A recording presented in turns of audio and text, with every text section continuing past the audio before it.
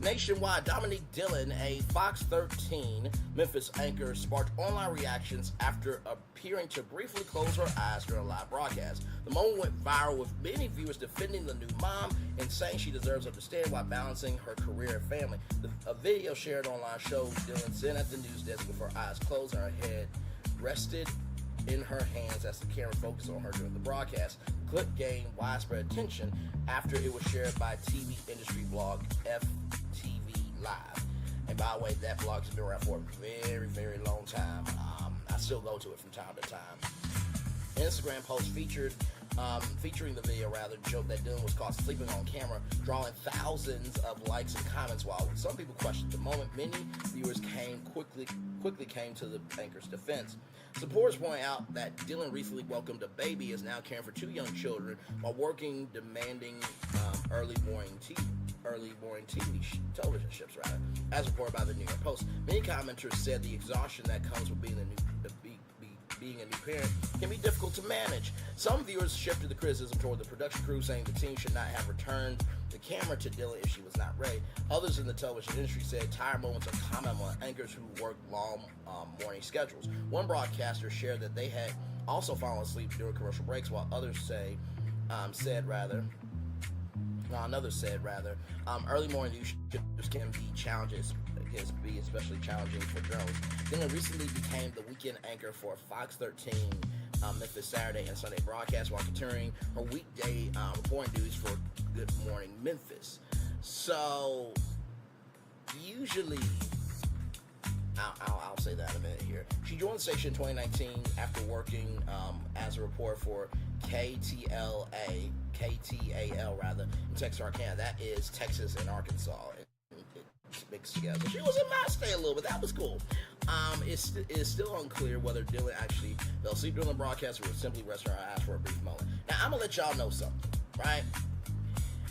With morning television, it is one of the hardest shifts that you could ever do, right? When you think about morning television, right? Good Morning America today, and yes, even CBS Mornings, they are live from 7 to 9 a.m. As we were all asleep, the anchors were getting up at 2, 3, 4 o'clock in the morning to get ready for the show, right? Now, with Fox stations, right, they do not have a national morning show. The local morning shows are Fox's morning shows, right? And so, with that being said, there are some stations that they do a 4:30 to 7 a.m. shift, right? There are some stations that will do a 4 a.m. to 7 a.m. shift, and then there are some stations that will do a 4 a.m. to 10 a.m. shift, right? So you think about that, right? And then you add on top of the fact that she is a mother, right? Then you add on top of the fact that she's got other things outside the job to do. You know, being a wife, being a sister, being a daughter, this, that, and the third, right? And I think sometimes we tend to forget that there is humanity behind the work, right? I mean, honestly, tell you the truth, if I'm the entertainment anchor, you know, I usually am kind of, and this is the thing too, right? It depends on how heavy the job is, right? If you are, let's just say you're a reporter, right? If you're a reporter, you get to the station probably around the same time. The anchors can come in a little bit later, but everybody's usually around there around. For the local shows, because so some of them would be up at like 11 o'clock, 12 a.m., 1 a.m., right, 2 a.m. To get ready for the show and everything, right? So you go to the station, you get your assignment, you get your producer, camera crew, right, and then you get in the news van, you go to the station, you know, mic up, you mic yourself up, and then you have an IFB in your ear, and then they go to you, right? So all you gotta do is just wait. But if you're an anchor, you're pretty much on all the time, right? So when I saw this destination, I was like, you know what, this is going to be just fine. I'm like this, I would rather have a woman who is resting her eyes but actually cares about black people, unlike Coon Icket TV, and Race Bane Tatum and Candace Owens and any other black woman that thinks like that. Okay, I'd rather have her reporting the news than toss away K, Milagro scams. Shout out to Conscious TV. Okay, listen, we got bigger issues to deal with here. Falling asleep is the worst thing you do. There is a convicted felon in the White House right now. 32 counts. In the Epstein files that he signed off for, he allegedly forced a girl to perform fellatio on him, judged the tightness of their vulvas and vagines, and had intercourse with a 13-year-old girl. And also, he has to pay Eugene Care $5.8 million for raping her in a dressing room in New York City. And he said that she loved it, that it was very sexy to be great. He said that in a deposition. Also walking around 47 Taj Mahal with Jeffrey Epstein and a 14-year-old. So I don't really want to hear it about this queen right here, okay? So just, let's stop it. Let's stop it. Let's stop it, and let's stop it, okay? Now, let's continue on because there is a Today Show interview. Now, wants to watch this. She gave an exclusive only to Today, so you're not going to see this anywhere else, everybody, all right?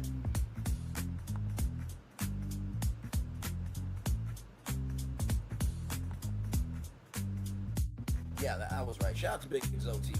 That's who I was trying to say earlier. We were talking about Christine Wonsley. Okay, here we go, y'all.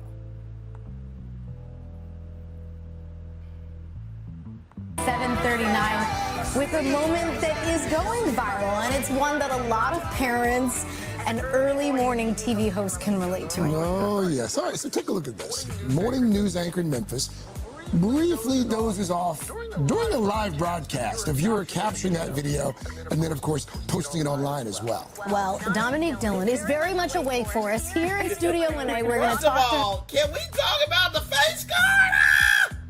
And the smile? Yes! Yes! Oh, my God. Just, to Brother Dillon, well done, motherfucker. Well done, well done, well done. I celebrate that black couple. Well motherfucking done. Studio 1A, we're going to talk to her in just a moment, but first, here's her story.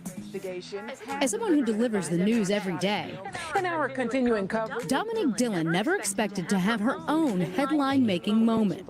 But that's just what happened when the Good Morning Memphis anchor and reporter was caught on camera dozing off during a report.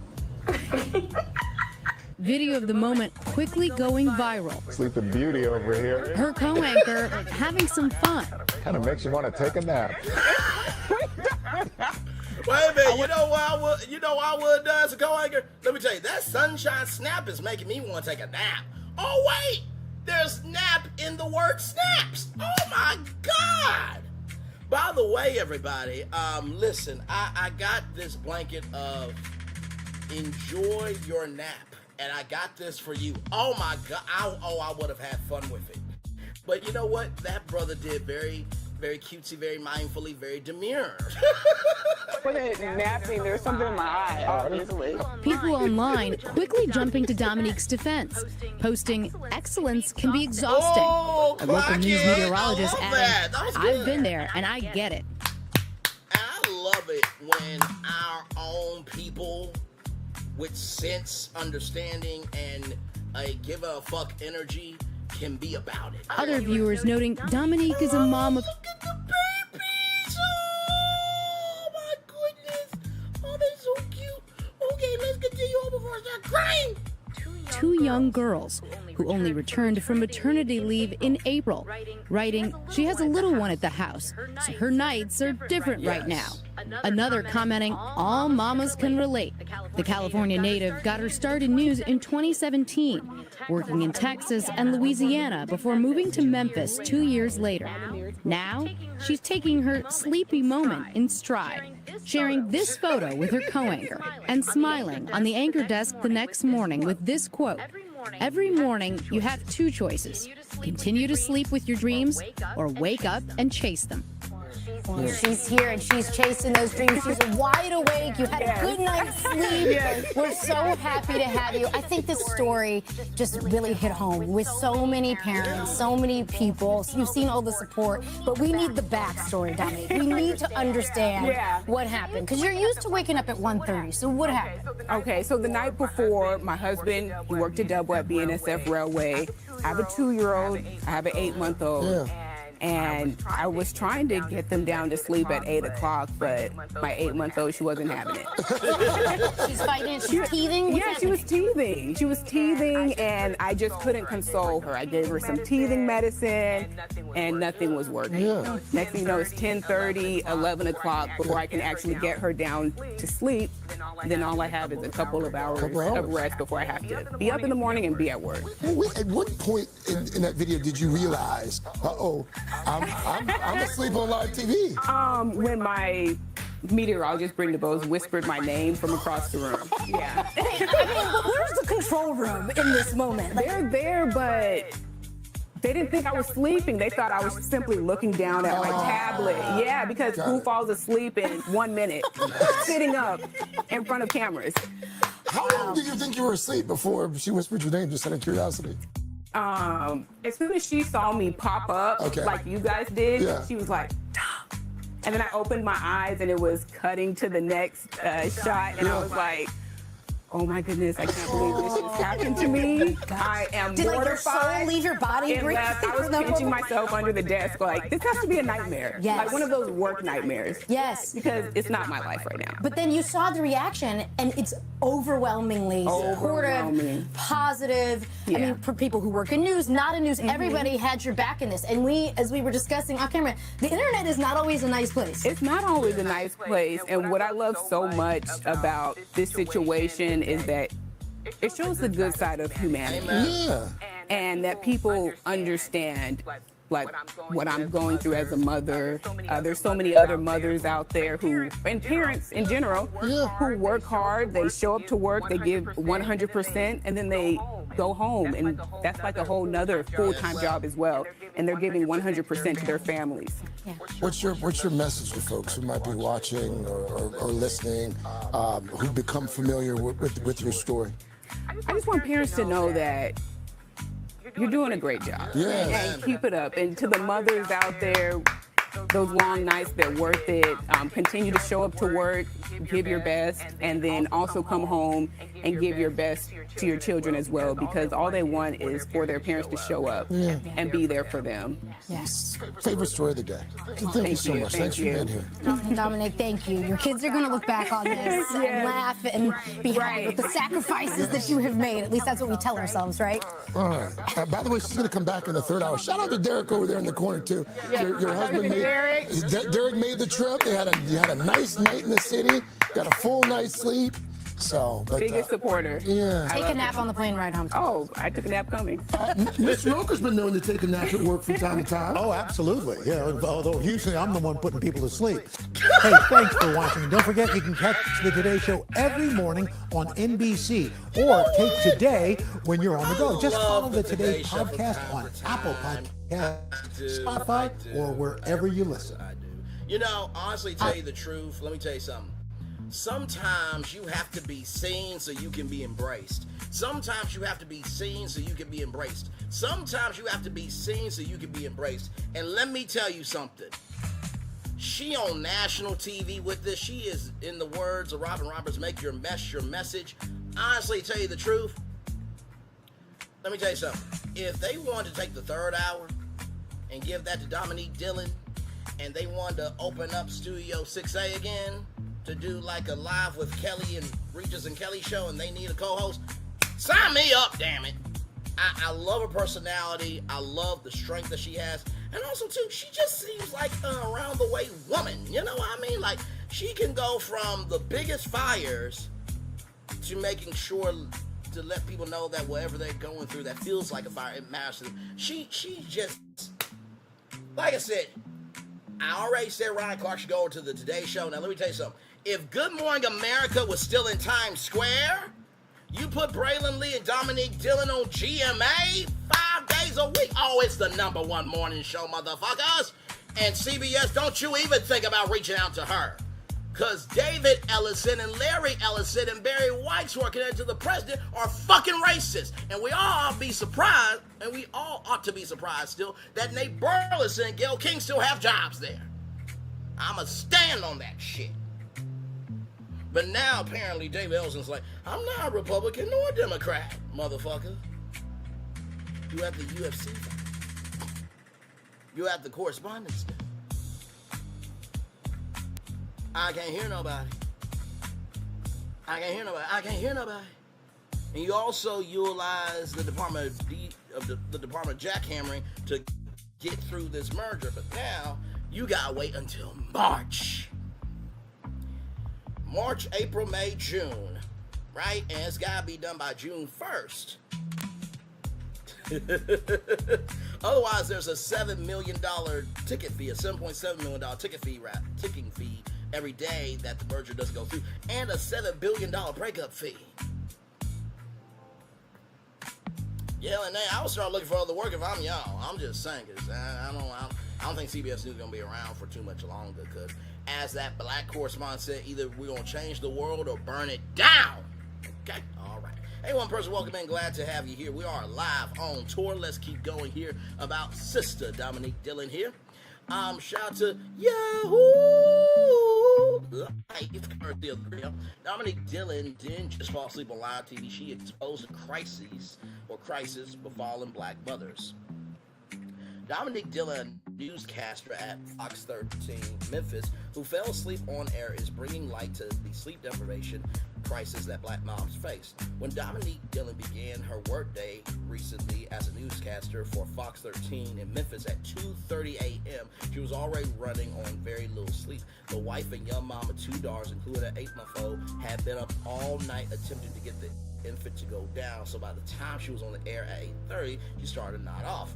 I opened my eyes, and it was cutting to the next shot. I was like, oh my goodness, I can't believe this just happened to me. Dillon said during an appearance on Today, I was pinching myself under the desk like this.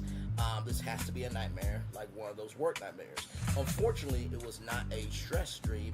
It was, in fact, happening. After a colleague in the studio whispered her name, Dom, get up, damn it, you're live. Of course, I'm doing this for dramatic effect, ladies and gentlemen. You saw the thumbnail, you know my voice, and damn it, you know why you're here. Her eyes fluttered open, and she pressed on, throwing the broadcast over to the weather report. The moment has taken on a life of its own, going viral and garnering overwhelming support for the newscaster, as it is deserved, who is balancing motherhood and her career while mortifying beyond belief. Now the viral clip sheds light on not just Dillon, but on the fact that black women and black mothers are seriously sleep deprived. At a time when many new parents, but in particular black parents, are being deprived of sleep, Dillon, with her face delicately resting between her hands as she slipped on the air, feels like a sign of the times we're in, taking the growing discourse around the dying village, trapped resources made worse by the economy, widespread layoffs, and scant maternity leave policies, and a racist president that everybody else voted for, along with a racist administration and supporters that don't ever call out the wrong that they do because they support the wrong. All of this is compounding into a particularly precarious situation for black women in the United States.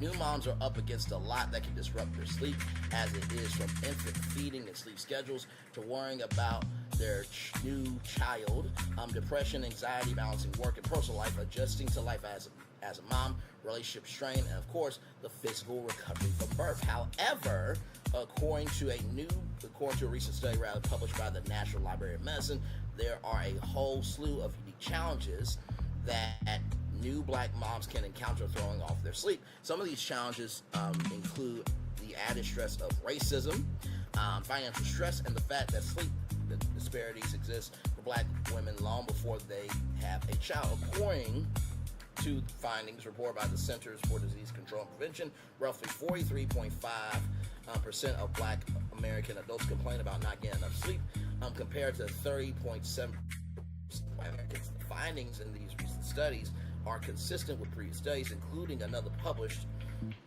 a little over a decade ago from the National Library of Medicine that sought to better understand why low-income black new moms are struggling to get a decent night's sleep. In the study, the authors wrote that most of the mothers interviewed described their sleep quality as poor, despite the fact that their babies' sleep had substantially improved from the newborn phase. According to the study, moms were kept awake by their own internal worry and anxiety, as well as external factors, including work and school commitments in their home environment. However, among those who report good sleep quality, they found that time management and family support were strong factors.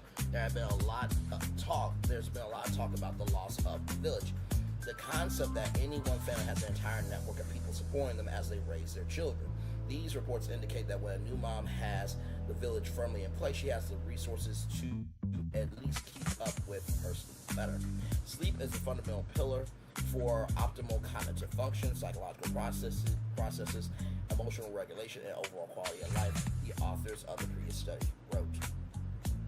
According to the Cleveland Clinic, sleep is a body process that allows your body to rest, repair, and restore itself. Meanwhile, CDC reports that getting enough sleep at night can help prevent sickness, maintain a healthy weight, reduce stress, improve mood, and mental health, and more. The body simply needs to shut eye for everything else it does to function. And for a mom, even so, the issue of sleep, or the lack thereof, isn't going to be solved entirely on the individual level. Rather, sure, moms can cultivate a village to lend a hand, they can have extra time management, but they can't solve the world, and nor should they have to. Presently, the United States remains the only high-income country without federally mandated paternity leave. Many parenting advocates have stressed why this country needs greater paid paternity leave policies, access to affordable quality childcare, and new moms need way more support on the systematic level, from mental health services to basic supplies, than they are given. While discussing the viral moment further on today, Dillon said the outpouring of support, including from her employer, has shown her just how many others understand what she's going through. I just want to say to parents, I just want parents to know that you're doing a great job and keep it up, she said. And to the mothers out there, those long nights, they're worth it. So, just wanted to showcase that. And finally, we have one more article here for you all from People Magazine, people.com. Viewer caught TV anchor and new mom falling asleep during live broadcast. See her response. Look at her. She's so beautiful. Look at her. Look at her. Look at her. She's so beautiful. Look at her. Oh, man.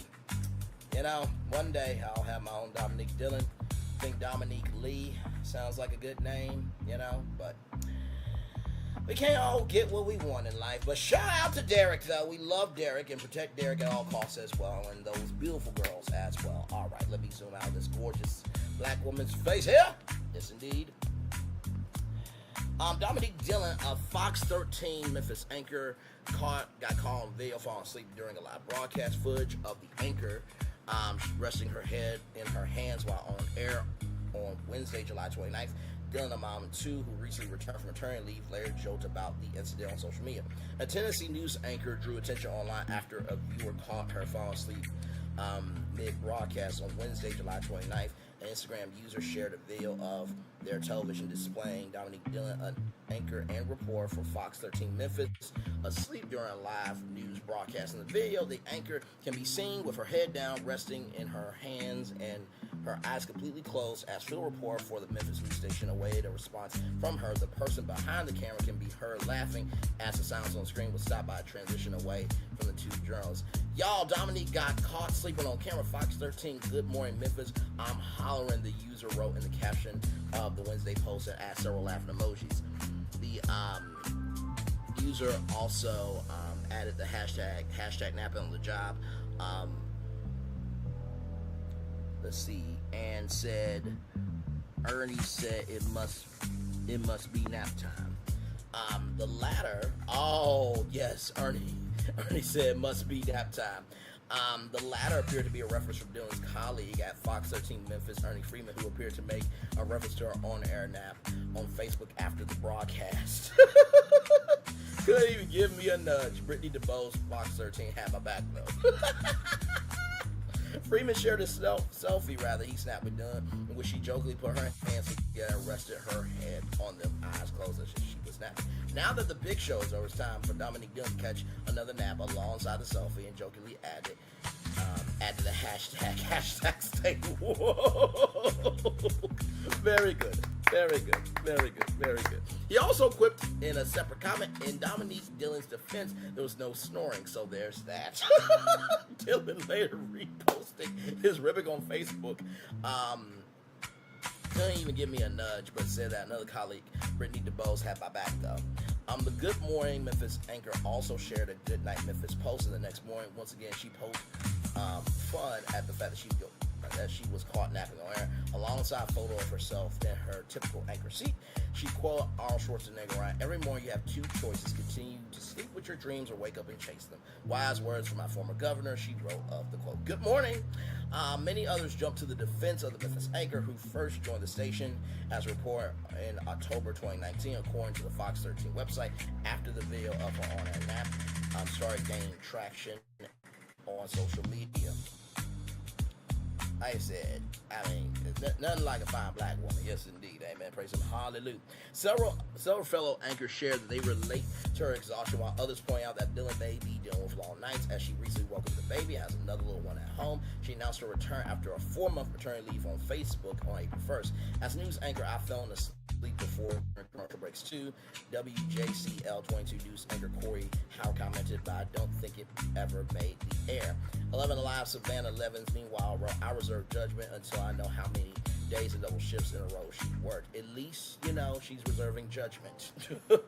But also, too, to Savannah Levins, like, she's an anchor, so she's worked many days, so. But I'm going to give grace. She didn't jump on her, so I'm going to leave you alone. Ain't nobody going to say a word or shh.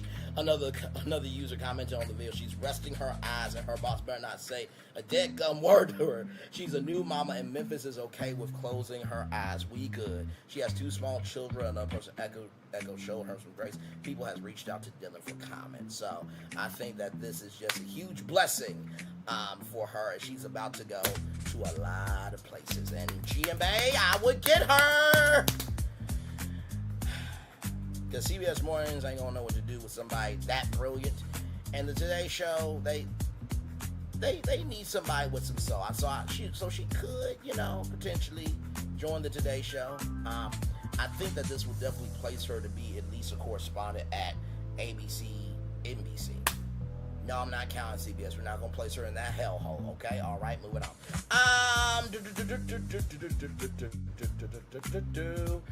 So let's continue on. I know all those people at CBS like, really, Brian? Really, we're just that horrible? I'm not saying you're horrible. I'm saying you're exhibiting horrible behavior, in the words of Todd Chrisley. Shout out to him. Shout out to this story here from the Chronicle of Higher Education, 60 years upon the planet. Congratulations there. This is an exclusive ride by Jasper Smith. Shout out to her. Howard University offers buyouts to 600 employees. You heard me correctly. 600 employees. As Howard University weighed whether to disenroll 500 students this summer, its administration offered voluntary separation packages to 600 eligible faculty and staff. An email obtained by the Chronicle shows Wayne A.I. Frederick. So Wayne ain't even a motherfucking real black man. This is a damn shame. We got a robot running Howard University. I'm being facetious, y'all. Howard's interim president said the decision to offer buyouts is meant to refresh the university's workforce as a newly Research One institution. But yet y'all re-enrolled 500 people unnecessarily, but y'all are a Research One institution. One means like top tier energy, right? But acknowledge a confluence of factors placing strain on the university's financial plan, such as a new capital and Parent Plus loans and a shortage of research grants. Well, once again, there was an election on November 4th. I don't know if anybody was there for that, but hey, everybody would just vote for Kamala. We wouldn't be in this hellhole, but hey. Such is life, everybody. Such is life, such is life, such is life. From the Jasmine brand, who's going to continue it on here for us. And like I said, shout out to the Chronicle of Education and Jasper Smith for, again, the original exclusive here. Howard University has reportedly offered voluntary separation packages to 600 eligible faculty and staff as the institution confronts financial pressure and plans for its next phase of growth. The buyout offers were disclosed in an email obtained by the Chronicle of Higher Education. They came as the university was also considering whether to disenroll roughly 500 students over the summer, adding concerns about Howard's financial outlook.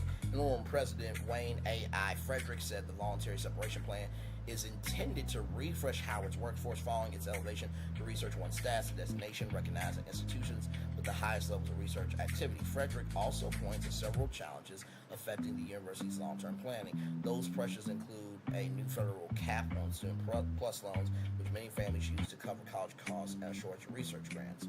The university has not publicly said how many employees are expected to accept packages or how much money the initiative can save. The offer affects both faculty members and staff who meet the eligibility requirements. Howard's leadership is balancing its research ambitions with rising operational costs and uncertainty surrounding federal education funding. So, here's the thing, right? And I was about to say this right here, right?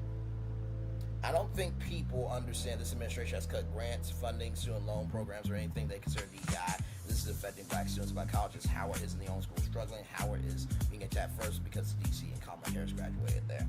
I fully agree with that. Tasha knows talent. Shout out to you, my good sister. Let's see here. So it looks like she's a talent agent of some sort. But I fully agree with that, right? But I think also too, within that same token, you know, the fact that 500 students got unenrolled automatically is like a lot. It's a lot on the students, right? So we're fighting for the students, but also too, in the same token, we want Howard to win, damn it. But to remove 600 employees that could help these students learn, but also too, you got five. It's just a lot. But we want Howard to win, but most importantly, we want those students to win, right? So yes, indeed, there. All right, y'all. Let's roll on here. Because we do have more Brains Virtual Tour Live. Yes, we do. Coming up right from this space right here and right now. Yes, indeed. Here we go. From blackbusiness.com. HBCU grads raised $1 million to expand their service that uses AI to expunge records in all 50 states. Yes, indeed. Yes, indeed. Yes, indeed. Their justice technology company just closed $1 million pre-seed round and expands from Mississippi pilot to a national platform for people seeking to clear or seal their records. Okay. Lawrence Blackmon and Roger Roman, Howard University alumni and the founders of Legal Ease, have announced the nationwide launch of Expungementai. We'll look at that here in just a little bit. A self-help record cleaning platform now available in all 50 states and Washington, D.C. Also, too, it needs to be in Puerto Rico because that is a U.S. territory, by the way. Just want to mention that. Their company also announced the close of its $1 million pre-seed round led by Slauson and Company. Hopefully their slogan is, "We'll help you with your fork in the road."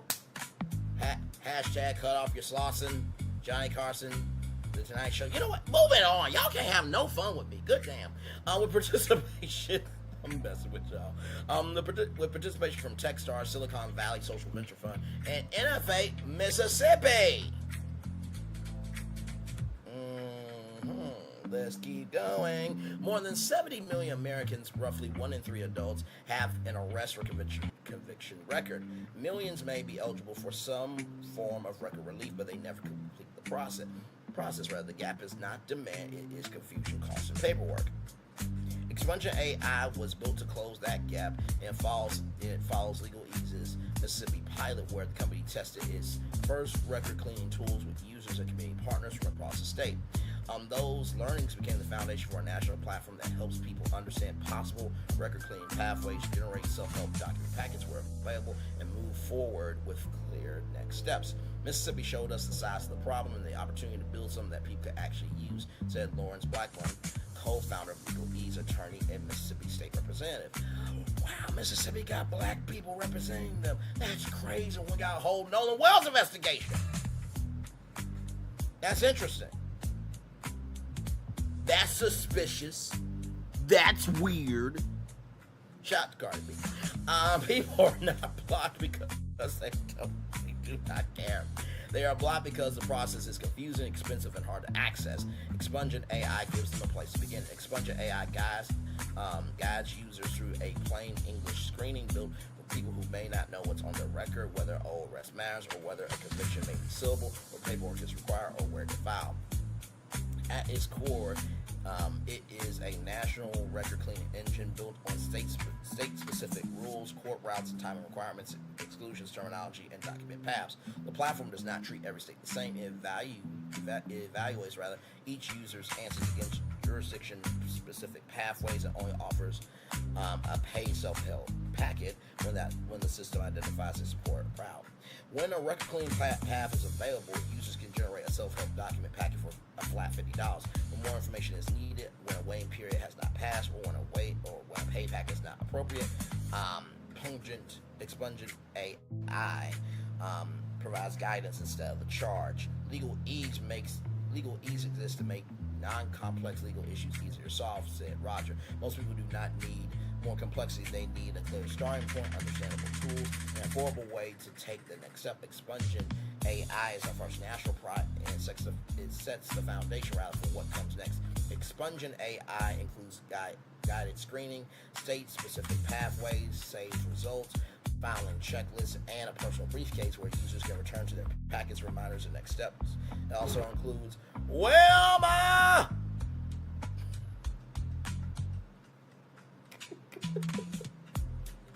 Oh, come on! Come on, y'all know I'm good for media references. Let's continue on. Legal Ease is AI-powered guide designed to help users understand the process while staying within clear safety boundaries. Legal Ease is also expanding RCAP, its record cleaning access program, which gives nonprofits, re-entry organizations, workforce programs, legal aid partners, community groups, and local governments a co-branded way to offer guided record cleaning screening, sponsor access, and program level reporting to the communities they serve. Community organizations already have the trust, Lauren said. RCAP gives them the infrastructure to turn that trust into access, scalable, and measurable impact. Founded both by Black Mon and Roman, Legal Ease is building self-help legal technology for people who need answers, documents, and direction without having to hire an attorney for every step. Expungementai is the first in a series of planned releases as the company expands its platform for everyday legal access. Record cleaning is just the beginning. Roger said, we are building Legal Ease for people who have been priced out, confused out, or left out of the legal system. The goal is simple: give people tools that help them move forward. For more details and or to get started with the service, visit Expungementai.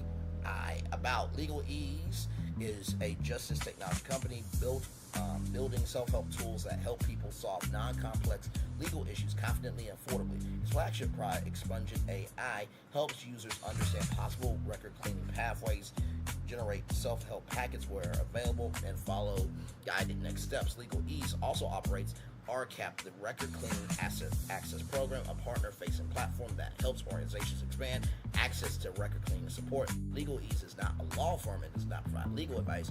Courts and agencies may file decisions on record cleaning petitions, sealing requests, and related filings. For press inquiries, contact Faith Walls at faith@legalease.com. First of all, congratulations. I think that this is such a wonderful platform, and not to mention, too, you have to think about how many people have been wrongly convicted, right, of a crime. Now, Milagro scams, it's also AK, this ain't for you. Okay, this ain't for you. It's not for you. R. Kelly, this ain't for you. PD, this ain't for you, even though you keep trying to move up the date, motherfucker. You need to lay there, roll over, and take it. You were found guilty. All right? All right. I can't. DL Whisper, this ain't for you. Always a Loser, this ain't for you. Cool Icket TV, this ain't for you. Race Bang Tame, this ain't for you. Candace Owens, this ain't for you. Anybody that thinks like Candace Owens, this ain't for you. Okay? All right. Just had to get that out, cuz, child. But no, sincerely, I think that this is a wonderful thing. It reminds me of a show that 50 Cent did where there was this guy who went to jail, learned the law, and he utilized that law to help other people. right? So I think this is a wonderful, wonderful thing. We're going to go to the website right now.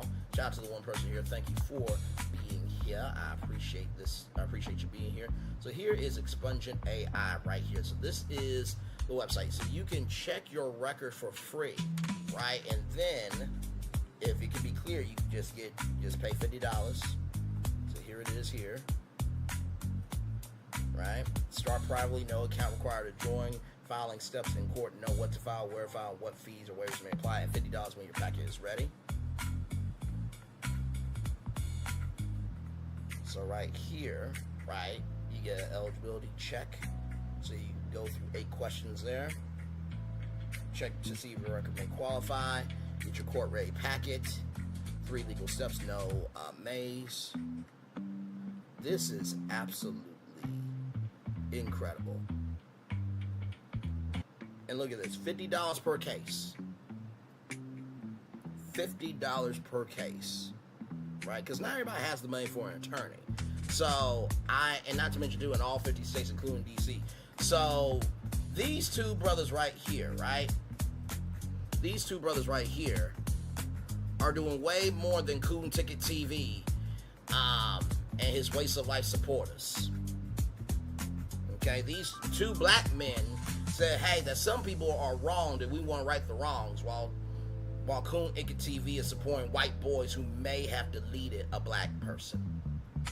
Okay, all right, move on. God forbid Coon Ticket TV becomes a Nolan Wells, and there are other people saying, those white boys did nothing wrong to Coon Ticket TV. Hopefully, people have that same logic if he ever becomes a Nolan Wells. Not wishing that, of course.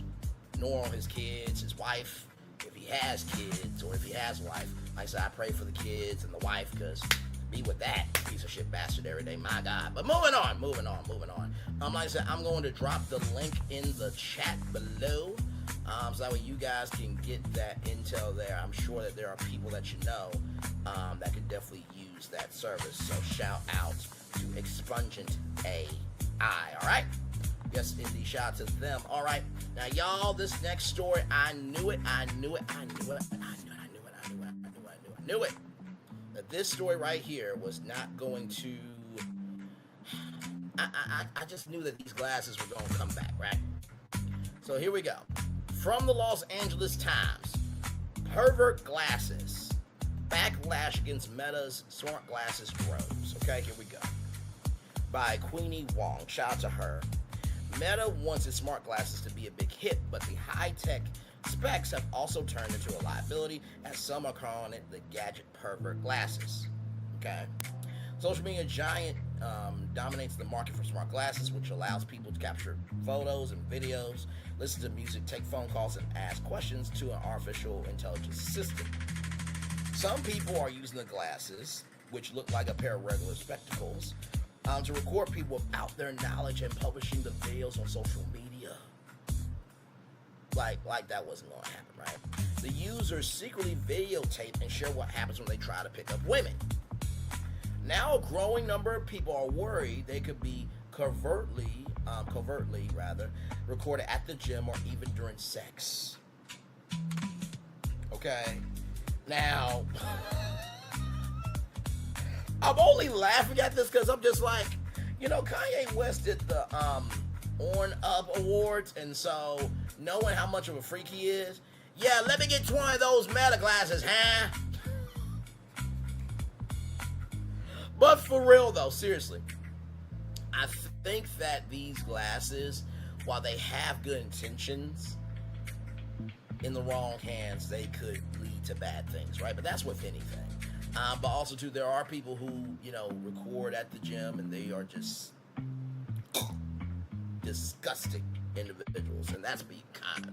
The backlash has prompted Meta to update its glasses to address privacy concerns, and some places have banned them. Adding to the angst surrounding technology that's rapidly evolving, it's too early to tell whether the criticism will dent sales of smart glasses, said Jitsi Urbani, a director at the market research company IDC. I'm going to say the market research company IDC means I don't care. I'm joking, of course. A headline cycle like this is exactly the kind of thing that can slow momentum down with mainstream buyers, even if early adopters don't blink, he said. artificial intelligence.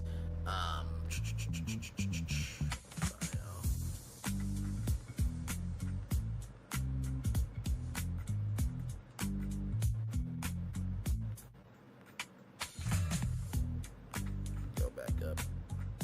See? Okay, hang on. Give me a moment, y'all. Give me a moment. I swear to God, bro. Okay, there we go. I'm so sorry, y'all. My God, today. All right, give me one moment, y'all. I am so sorry for that. All right, we're back. Okay. All right, we're back. Let's see here.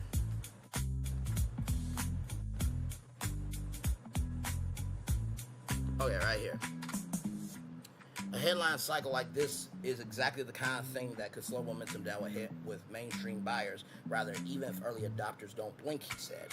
Artificial intelligence seems to be popping up everywhere, fueling the advancement of hardware beyond the smartphone, but also debate about its use.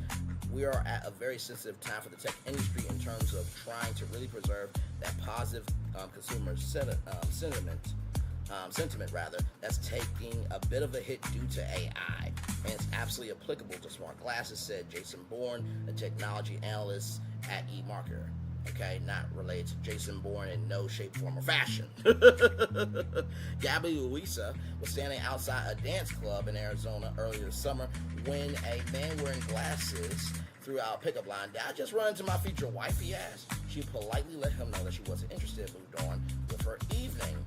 She was shocked to find out later that their interaction was recorded and posted on YouTube without her knowledge or permission, using smart glasses, which she said looked like Meta glasses.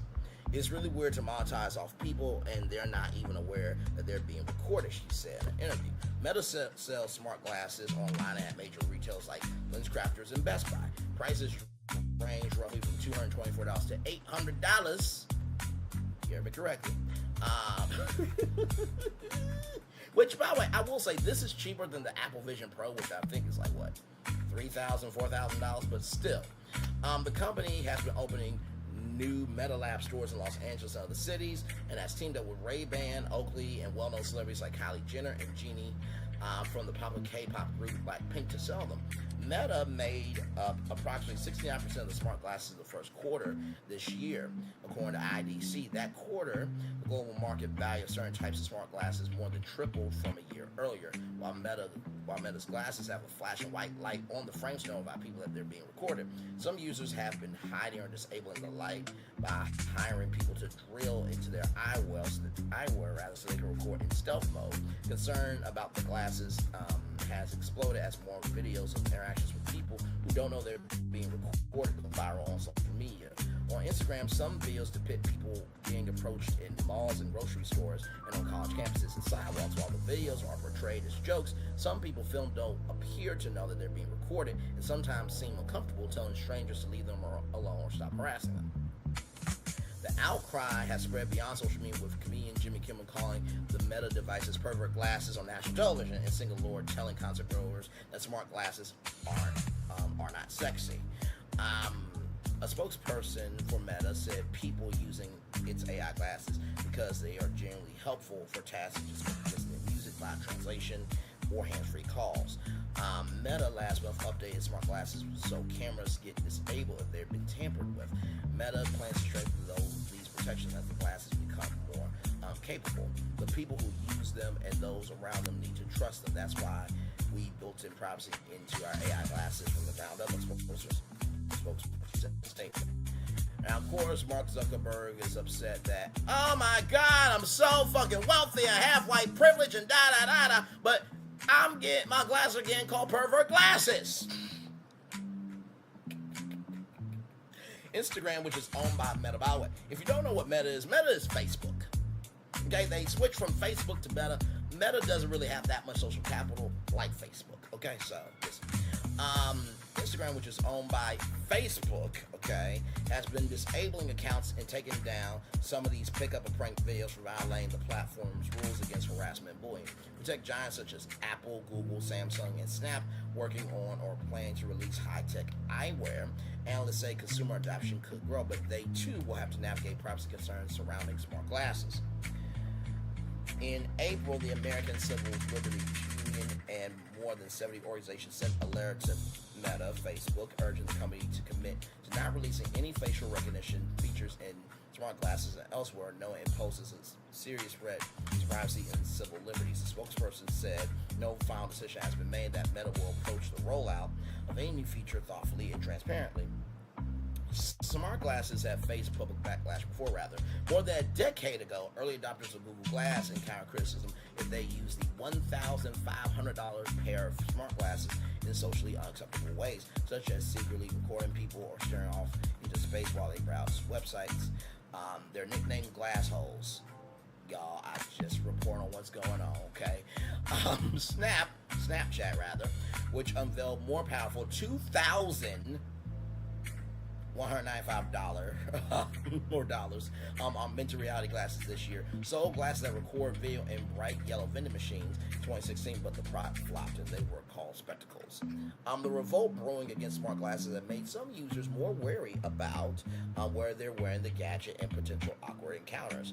Ben Crook, a New York creator who posts about watches on TikTok, uses his Meta smart glasses to listen to music on runs and take hands-free calls. Family and friends, though, have asked if his spyglasses are recording. I don't wear them to social events because I really don't want to get into that conversation. He said, I'm not using it to record anybody. During a high-profile social media addiction trial in February at the Los Angeles County Superior Court, Judge Caroline B.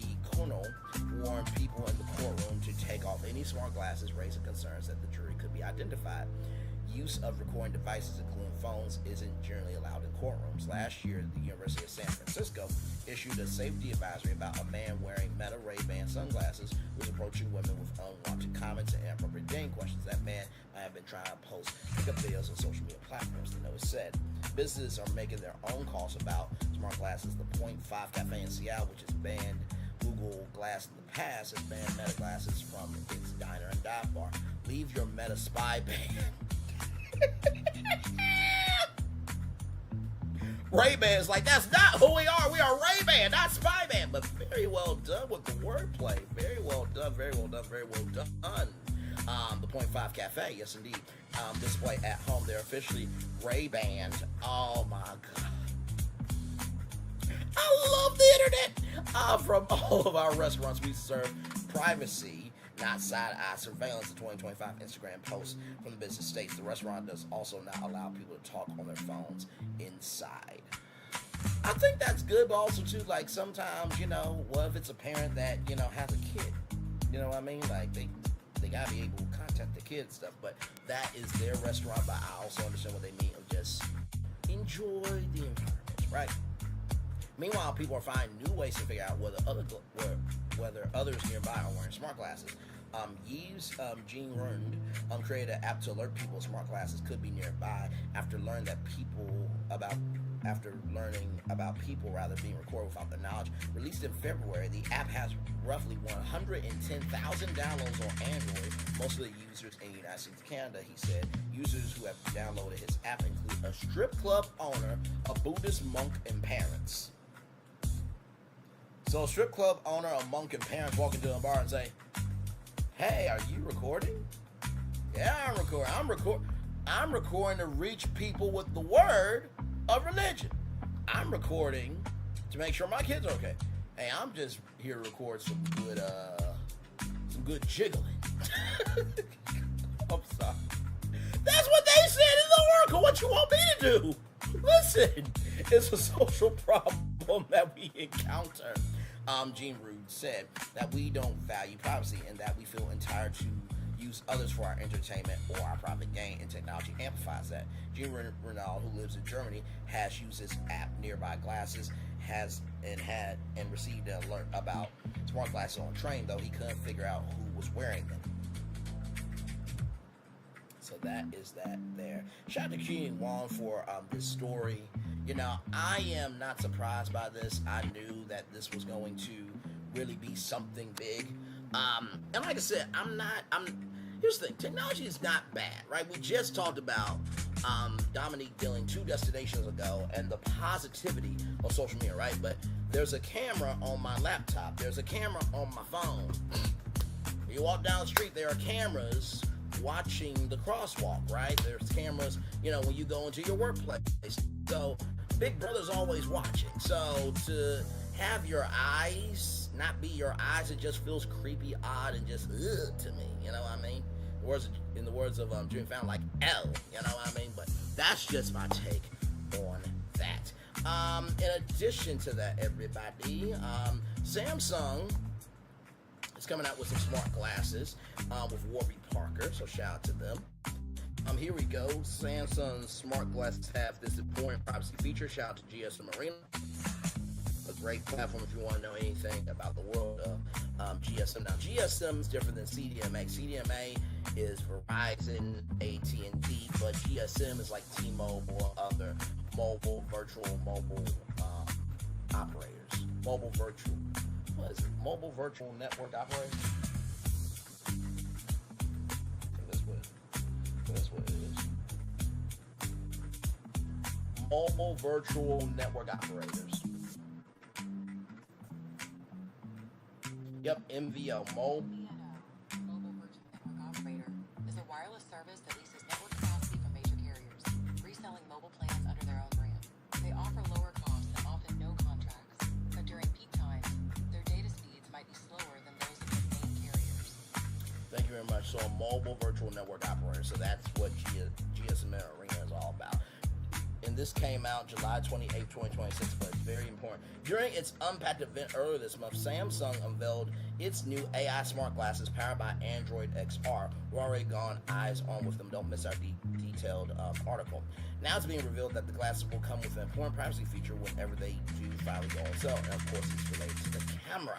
When the camera is active and capturing photos or videos, or when you're in a video call like Google Meet, the LED indicator on the glasses will turn on, right? So here are the glasses here. Now they are teaming up with Warby Parker. If you don't know who Warby Parker is, they are one of many glasses providers where you can get glasses, a pair of glasses for $95. Yes, the glasses game is huge nowadays for sure. And also too, I think it's Monstat. It's like a, oh my god, I cannot. It starts with an M. It's like a yellow logo and stuff like that, but they have some very cool glasses as well.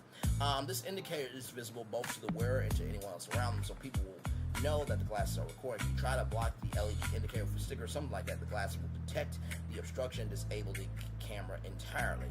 This is similar to what Meta did recently did for its own smart glasses. Of course, whether this is enough to make people feel comfortable about others wearing smart glasses around them isn't very clear, but what Samsung is doing will at least prevent people from being told creeps. Unfortunately, it's still unclear when the glasses will become available for purchase. We'll let you know more. We'll let you know when we find out more. Shout out to GSM Arena for letting us know about that. All right, our final story, our final destination for all of you. From People Magazine, People.com, JT Austin says he was beyond disappointed not to return for Wizards Beyond Wait for Replace. The actor said he told producers he was 100% in when asked about returning in 2020, but ultimately wasn't part of the sequel series. I mean, come on, like Max was the guy that was the most random dude, but he had his moments. You know, I mean, every sitcom needs that wedge to like just wait a minute, can we be bigger than this? And then goof it up. You know what I mean? That is a gift. JT Austin says he was disappointed not to be included in Wizards Beyond Wave Replace, despite previously saying he was 100% in to return. The actor said he was asked in 2020 about reprising his role as Max Russo, but the series ultimately went in a different direction. Austin's comments come after fellow original cast member David Luiz also criticized the series for not featuring more of the original Wizards or Wave Replace stars. JT Austin is sharing his disappointment over not returning for Wizards Beyond Wave Replace. Place. The actor who played Max Russo on the original Wizards of Waverly Place said he was 100% in when he was asked 2020 if he wanted to reprise his role, but was ultimately not including the sequel series. To all the Wizard fans, I just want to say for the record how disappointed I am to not be included in the spinoff. Austin 31 wrote in his Instagram stories. To all the Wizards fans, I just wanted to say for the record how disappointed I am to not have been included in the spinoff. I was asked back in 2020 if I was interested in reprising my role, and I said that I was 100% in. Unfortunately, the powers that be, unfortunately, the powers that decided to take the show in a different direction, and my character wasn't even part of the equation. Even though I wasn't involved, I still have nothing but love for my former castmates and wish them continued success. Thank you to all the fans who watched over the years. The show wouldn't be what it is without your endless support. I think that was very nice, you know what I mean? And of course, you know, just because he didn't mention the new cast doesn't mean that he has any hate for the cast. Like, from what I remember of David Henry, Selena Gomez, and JT Austin, they seem like regular kids, man. And they have done a wonderful job of being adults. That I was asked back in 2020 if I was interested in reprising my role, and said that I was 100% in. He continued. Unfortunately, the powers that be decided to take the show in a different direction. And my character wasn't even part of the equation. Austin wrote, even though I wasn't involved, I still have nothing but love for my former castmates and wish them continued success. Thank you to all the fans who watched over the years. The show wouldn't be what it is without your support. Austin portrayed the youngest of the Russo siblings alongside David Henry's Justin Russo and Selena Gomez's Alex Russo in the original Disney Channel series. There he is. I can't believe he's 31 years old. Oh my God, I'm getting old.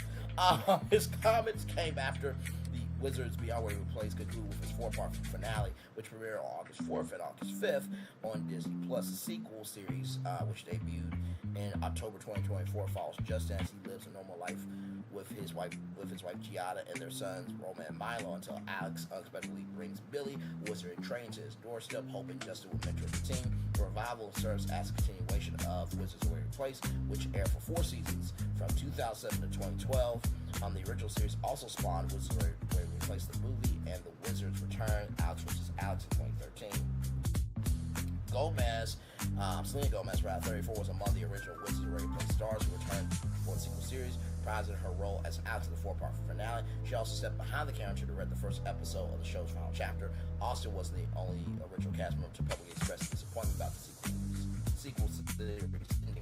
David Luiz, who Jerry, you. I hope I get to do that with him one day. That'll be so cool. In the original, yeah, as you can tell, I'm such a child. In the original series, and a nerd, and really just a person who just loves, just in the words of that Dragon Ball Z meme, that good shit. And appeared in 2 episodes of Revival, criticized the finale for not featuring more original cast members. In response to an Entertainment Tonight, Instagram post about the show's 3rd and final season, DeLuise wrote, it would not be over if the OG Wizards were really their missed opportunity. People has reached out to JT Austin for comment, but did not immediately hear back. And you know what? I'll say this, right? In watching Wizards Beyond Waverly Place, I actually enjoyed the show. I really did.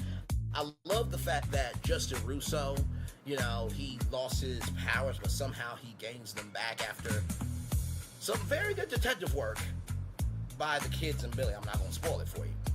And I think that the series made sense of Alex. She won her powers, right, in the Family Wizard competition, and she's mentoring somebody, so you got to see Alex evolve and be an adult. So I think it made sense. If they brought back Wizards of Waverly Place and they had Alex, Justin, and Max, right, as adults doing wizard stuff, that would be amazing. I would love that, right? But also, too, in the same token, you have to get that new generation in with, you know, you have to bring in the new generation in order to keep the franchise going, right? So, and this was the Wizards Beyond, and this was Wizards of Waverly Place for this generation, right? So, with that being said, y'all, that is our show. We did that in 1 hour, 34 minutes, and 22 seconds. Not bad to use a meme there. Let me see if I can find y'all a positive news news story. My God, today. So much going on in the world today. By the way, shout out to Miss Shakana. She absolutely did her job. Just wanted to mention that, it's about Cruise Shields. Y'all know I don't really talk about it because it's such a... how can I put it? It's such a shithole. Just talking about somebody over and over and over again. It's like, and there's not too many times you can keep talking about them. But I will say Miss Shakana has been around a very long time in the radio game. And she definitely did not deserve that. Now, toss away K. Malagograms, always a loser, DL Whisper, I understand them. Cool Icket TV, Race Maintain, I understand them, right? They deserve that smoke, Chris Shields. But Miss Shakana, no, not at all. So let me just get some of these up for y'all here.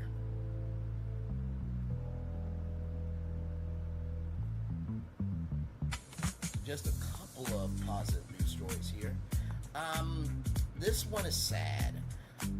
Wanted to bring this to you all because we always honor our legends of media on this channel here. So celebrity journalist Flo Anthony passes away at 74 years old after breaking barriers for black entertainment reporters.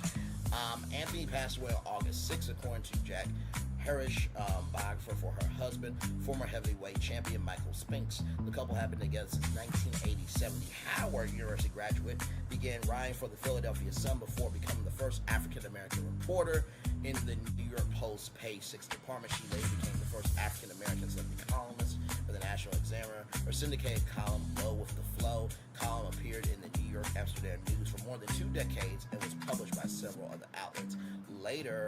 Anthony later worked with New York Daily News, led Black Noir and Black Elegance magazines. Before journalism, she handled publicity for boxing legends Muhammad Ali, Larry Holmes, and Spinks, who became her husband. She later became a familiar television commentator and hosted Gossip to Go with Flo and Flo Anthony's Big Apple Buzz. Anthony published 4 novels, including Keeping Secrets, Telling Lies, and Last Call for a Deadly Beat. We send our condolences to her family and friends. Absolutely. Rest in peace to Miss Flo Anthony for sure. We always need to appreciate our legends. Amen, somebody. Amen, amen, amen. And also, too, y'all, I think we kind of knew that this was going to happen, but they have recently talked about that the filming for Michael 2 is expected to start late 2026 this year or early 2027. Now, you got to remember, for the first film, they had so much from the first production that they could just do touch-ups. So, yeah, so that is definitely on the way there for Michael. So can't wait to see part 2. Absolutely. Also, as well, I don't know if you guys know about this, but Bev Smith talked about, Bevy Smith, shout out to her. She said she was going to be a part of one of them. I think it was the Netflix doc. But there are 2 different documentaries, right? So one is going to be on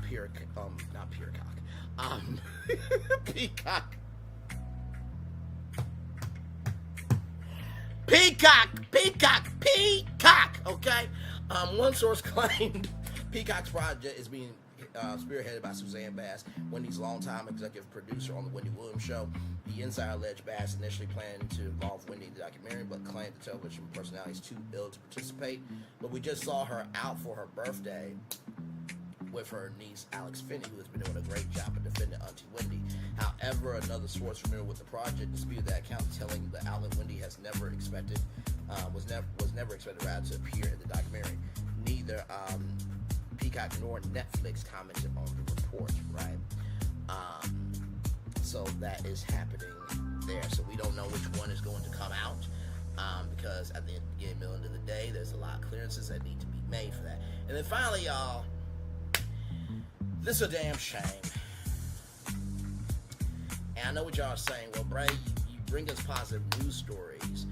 Well, the spectrum positivity can range, right? Sometimes it's a positive news story because it's generally positive, and then other times it's a positive story of, damn, at least it ain't us. But sometimes positive news story is to celebrate somebody's life, or at least hear something that you should positively know about, right? So it's a spectrum. Whitney Houston's estate auctioning off iconic wardrobe and awards, including RIAA certified 9-time platinum honor for I Want to Dance with Somebody. The Whitney E. Houston Legacy Foundation is putting up a piece of the singer's history up for bid on August 11th, which is the day after my birthday.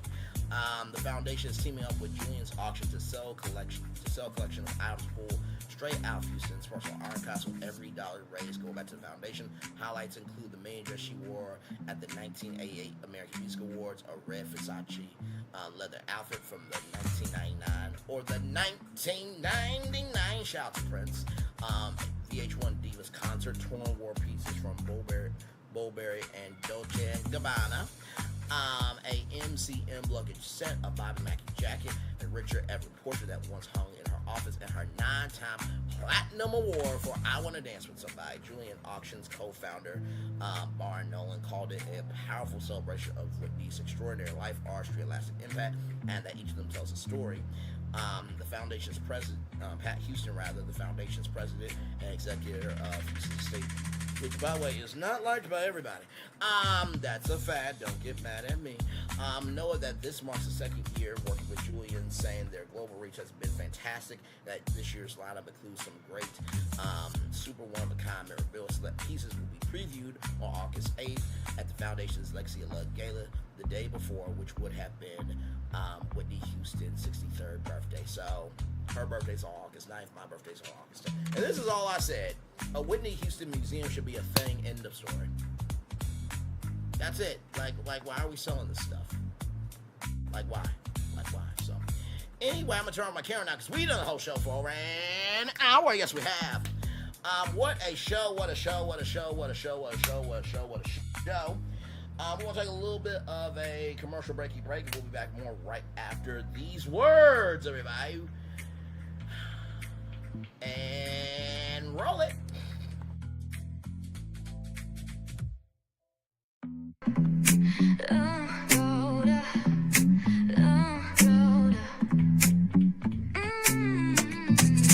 Lights go low, the city goes high.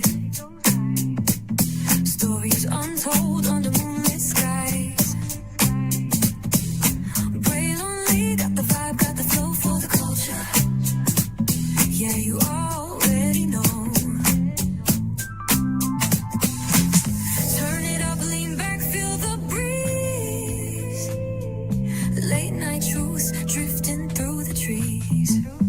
It's for the culture, by the culture. Braille only's got the soul to show you. Breaking it down, lifting it higher. Feel the rhythm, spark the fire. Headlines flip with a soulful twist. Behind the scenes where the magic sits. It's the heartbeat of the now and the then, where the story starts and never ends. Tune in, lean and feel the groove.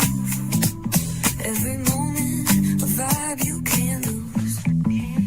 It's for the culture, by the culture. Braille only's got the soul to show you. Breaking it down, lifting it higher. Feel the rhythm, spark the fire.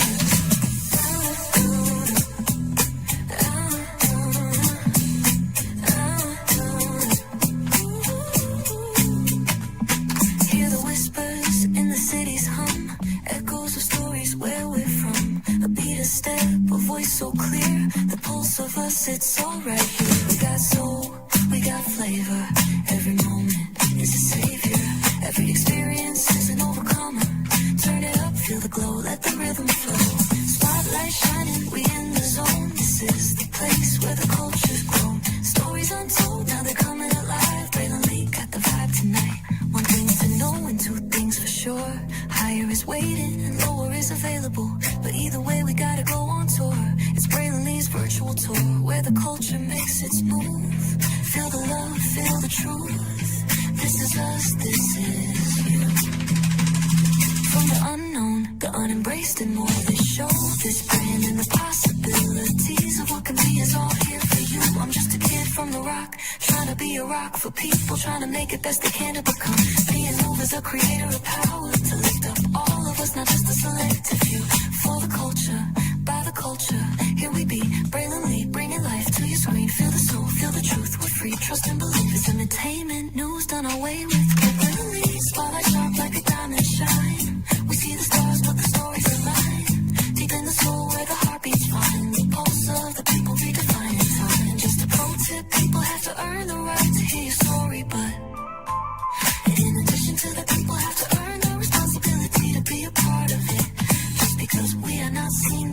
everybody doesn't mean we are not being seen by who needs to see us. Noise equals attention and sound equals purpose. Anybody can be a creator, but it takes a somebody to be an artist.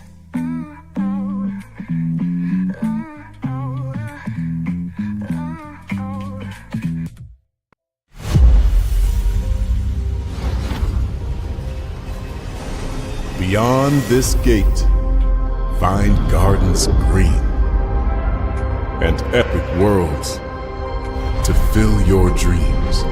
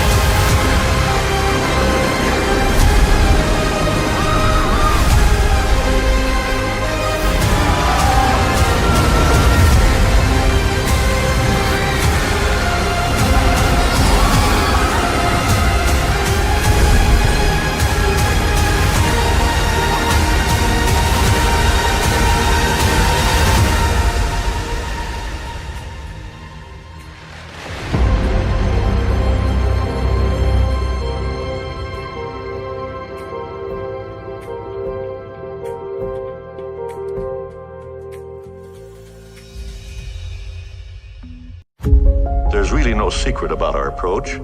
We keep moving forward, with the hope that it will be a source of joy and inspiration to all the world.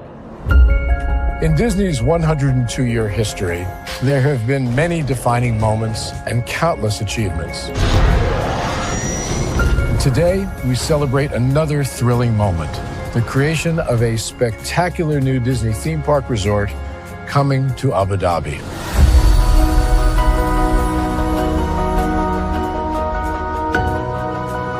Abu Dhabi is a place where heritage meets innovation, a place where we preserve our past while designing the future. Bringing a Disney theme park resort to Yas Island, Abu Dhabi marks a historic milestone in our journey as a global family destination. The 7th Disney theme park resort destination represents a new frontier in theme park ambitions. Our resort in Abu Dhabi will be the most advanced and interactive destination in our entire portfolio. The location of our park is incredibly unique. It's anchored by a beautiful waterfront, which will allow us to tell our stories in completely new ways. Ultimately, this project will be a celebration of what's possible when creativity and progress come together. What we are creating with Disney in Abu Dhabi is a whole new world of imagination, an experience that will inspire generations across the region and the world. This collaboration represents a powerful fusion of Disney's unmatched legacy in storytelling and Miral's commitment to bringing world-class entertainment to our guests. Abu Dhabi's vision for the future is to create a legacy for generations to come. Disneyland Abu Dhabi will be authentically Disney and distinctly Emirati. An oasis of extraordinary Disney entertainment at this crossroads of the world. It will bring to life our timeless characters and stories in many new ways, becoming a source of joy and inspiration for the people of this vast region to enjoy for generations to come.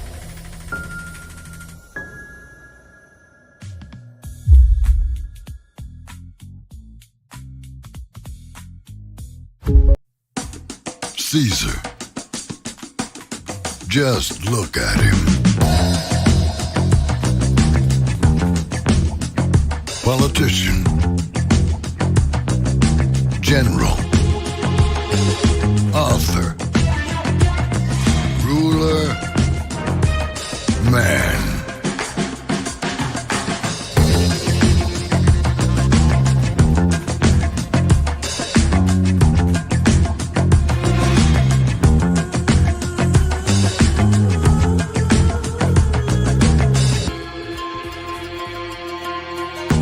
Legend has it, he's not only stared into the belly of the beast, he's had it for dinner. Here he's free to relax, or party, or relax, or party, or relax, and party. His is a world of opulence, excess, and the occasional impulse buy. Not one to rest on his laurels, he's famous for ushering in a new age of entertainment. So, for anyone seeking a place where the sun never sets on a good time, all this awaits. I am Caesar, and I approve this palace.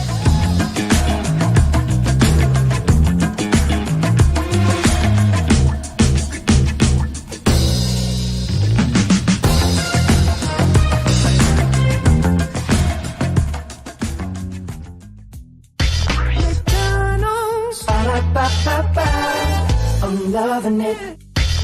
McDonald's. I'm loving it. McDonald's. I'm loving it. I love you so much, I had to tell you thrice. Welcome back in to Brainley's Virtual Tour Live. That is it for me. Thank you all for being here. What a jam-packed show. And like I said, the Whitney Houston Museum should be a thing. End of story. Why are we selling this? Okay.